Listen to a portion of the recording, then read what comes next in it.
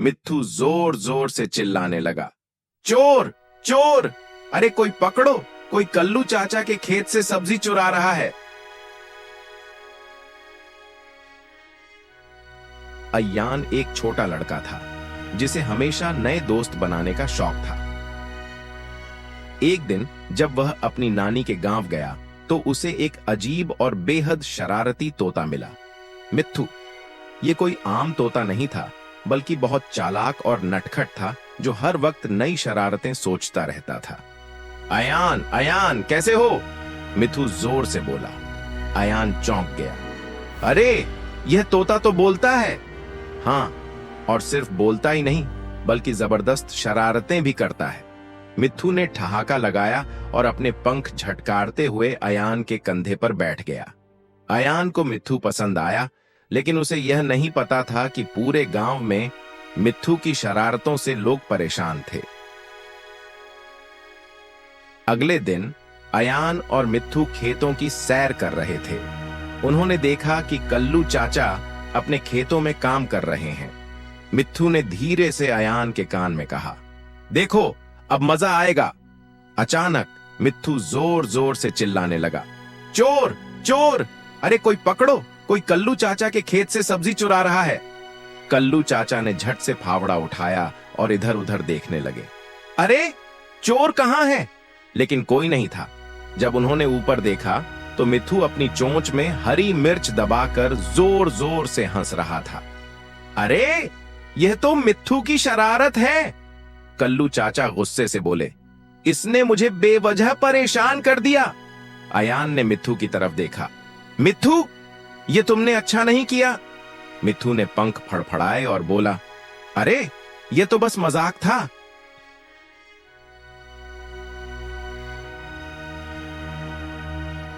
एक दिन गांव के चौराहे पर एक बुजुर्ग बाबा टोपी बेच रहे थे। मिट्ठू ने अपनी छोटी सी चोंच से एक लाल टोपी उठाई और अय्यान से बोला, देखो अब असली मजा आएगा। उसने वह टोपी एक गधे के सिर पर पहना दी। जब बाबा ने देखा कि उनकी एक टोपी गायब है तो वह चिल्लाए, अरे मेरी लाल टोपी कहां गई? तभी एक बच्चा हंसते हुए बोला, बाबा देखो टोपी तो गधे ने पहन रखी है। पूरा गांव ठहाके लगाने लगा। बाबा गुस्से में बोले, इस सब के पीछे जरूर मिट्ठू का हाथ है। लेकिन मिट्ठू फिर भी हंस रहा था। धीरे धीरे गांव वाले उसकी शरारतों से परेशान होने लगे। उसकी मस्ती की हदें पार हो रही थीं। एक दिन गांव में एक मेहमान आए, राशिद काका, जो बड़े शहर से आए थे। जब वह चाय पी रहे थे तब मिट्ठू उनके पास जाकर बैठ गया। अचानक उसके दिमाग में एक नई शरारत आई। वह जोर से चिल्लाया, अरे देखो चाय में मक्खी गिर गई। राशिद काका ने झट से अपनी चाय फेंक दी, लेकिन जब उन्होंने देखा कि चाय में कुछ भी नहीं था तो वह गुस्से से बोले, अरे ये क्या मजाक है। गांव वाले हंसने लगे, लेकिन अब मिट्ठू की शरारतें बर्दाश्त से बाहर हो रही थीं। गांव वाले अय्यान के पास पहुंचे। कल्लू चाचा बोले, बेटा अय्यान, ये मिट्ठू बहुत शरारती है, हमें इसका कोई हल निकालना होगा। अय्यान ने सोचा और फिर मिट्ठू से कहा, मिट्ठू तुम हमेशा शरारत करते हो, क्या तुम कभी किसी की मदद नहीं कर सकते? मिट्ठू ने पंख फड़फड़ाए और कहा, अरे मदद, वह क्या होती है? चलो अब तुम्हें यह सीखना होगा। अय्यान बोला। पहली बार मिट्ठू ने सोचा, क्या सिर्फ शरारत करना ही अच्छा होता है? एक दिन गांव में बहुत तेज बारिश होने लगी। सभी अपने अपने घरों में दुबक गए, लेकिन बारिश रुकने का नाम ही नहीं ले रही थी। तभी किसी ने देखा कि कल्लू चाचा के खेतों में पानी भरने लगा है।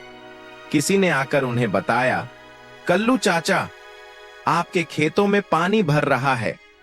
उनके खेत के पास एक छोटी सी नाली थी जो बंद हो गई थी और पानी खेतों में भरने लगा था। कल्लू चाचा चिंतित हो गए। अगर पानी ज्यादा भर गया तो सारी फसल बर्बाद हो जाएगी।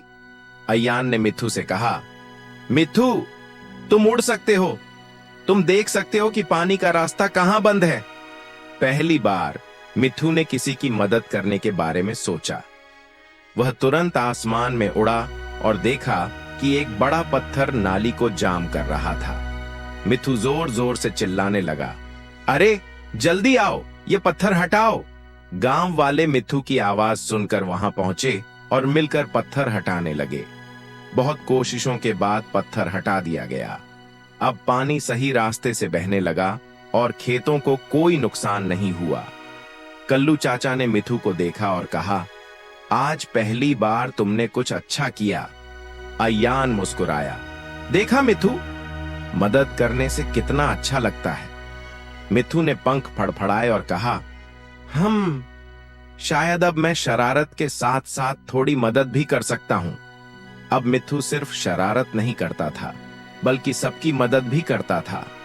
कभी वह छोटी छोटी चीजें उठाकर लोगों तक पहुंचाता, कभी बच्चों के साथ खेलता और कभी बुजुर्गों के साथ बैठकर कहानियां सुनता। गांव के लोग जो पहले उससे परेशान थे, अब उसे प्यार करने लगे। अब सब कहते थे, यह है हमारा मिथु, शरारती भी और समझदार भी। सीख, शरारत करना मजेदार होता है, लेकिन सिर्फ शरारत से दोस्त नहीं बनते। अच्छी आदतें डालना मुश्किल होता है, लेकिन एक बार आदत बन जाए तो सब प्यार करने लगते हैं। आपको यह कहानी कैसी लगी? अगर कहानी पसंद आई तो मेरे चैनल को लाइक, सब्सक्राइब और बेल आइकन दबाकर नोटिफिकेशन ऑन करें, ताकि मेरी नई कहानियां आपसे मिस न हो। आपके पास भी कोई शरारती तोता या जानवर है? कमेंट में बताइए।